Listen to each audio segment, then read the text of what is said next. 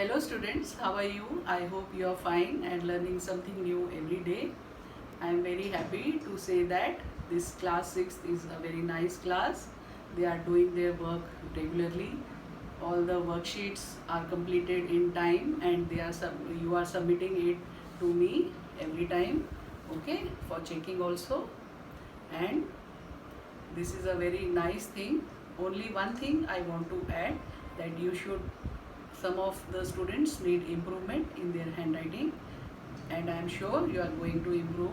Okay, now today we are going to start our new chapter, that is separation of substances. Do you know what is meant by separation of substances? Why do we need to separate these things? In the last chapter, we have studied about the different types of materials which are found around us and how we use them to make different objects of our use in daily life. Okay, so these substances, they are not found in the pure form in nature. Therefore, they need to be separated. They may be containing some impurities which are harmful for use. Okay, so they have to be removed from them. Now we'll see what is the need of separation of substances. Now when we take a pure substance, like we say water is a pure substance. Okay, it contains only water. But do you think the water, if we obtain it from different sources, it is pure water? No, it may contain some impurities which are dissolved in it. It may be very soluble or insoluble. Sometimes it is in the form of dirt which we can easily see. Generally in rainy season we get muddy water, but in other time the water looks clear. Okay, but then also it contains some soluble impurities in it, right? So these harmful substances should be removed from the substance which we are going to use. So what is the need of separation? We separate the impurities, okay, which are harmful, or sometimes we separate the things which are not needed, which are non-useful, right? So to separate the impurities,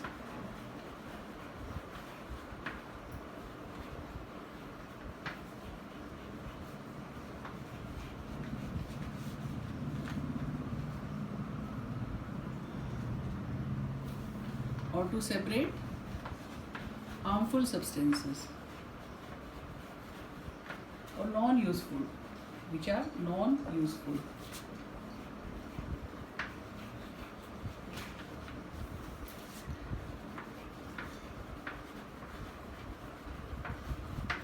And now, yes, would you like to tell me what is meant by impurities? Now these are the unwanted things present in a substance, right? The unwanted things may be in the form of, if they are in food grains, they may be dust particles, some small stones may be there, or some husk particles may be there, so they need to be removed. Okay, and sometimes the substances, they are not harmful but they are non-useful, therefore we have to separate them. Then to separate two different components,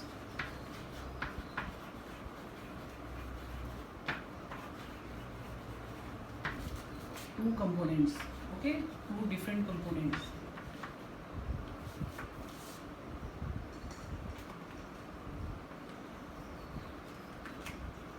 To use them separately.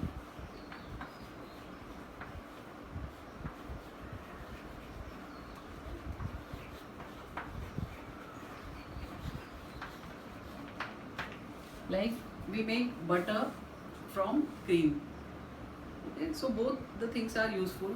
The butter, after taking out the butter, we get the buttermilk, which can also be used, right?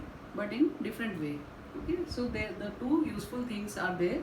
To separate two components, to use them separately. They have different use, so we separate them. So these are the three different ways or three different need for separation of different substances. Okay, we'll see some methods which are used for separation of substances one by one. Okay.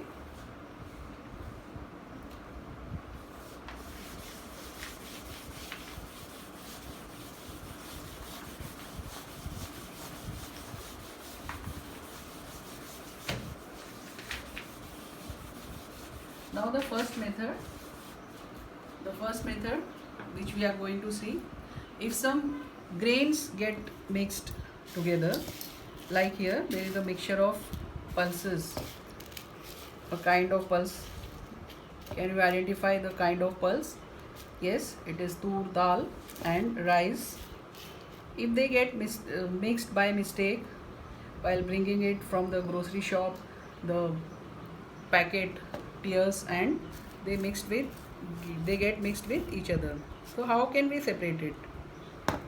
Yes, because you can identify the two things which are mixed, dal and the rice, very easily. So you can, and they are bigger in size, you can pick them with the help of your hand. Okay, so picking the components with the help of hand is known as hand picking. So our first method is hand picking.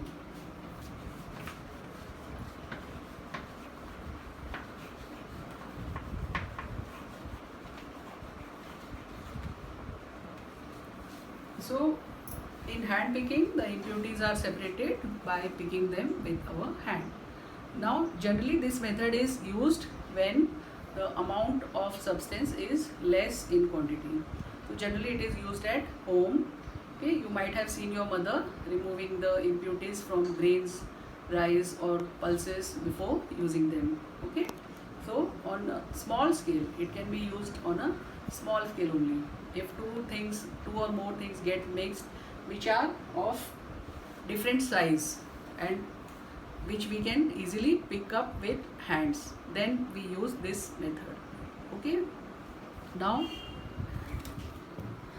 have you seen farmers separating grains from the stalk?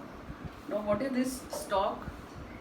Yes, stalk is the plant part which gets dried up when we remove the grains. Okay, so here the grains are present and here the dried plant is there, which is known as the stalk. So to remove the grains from the stalk, which method is used? Does anyone know? Yes, it is used by the farmers. It is known as threshing.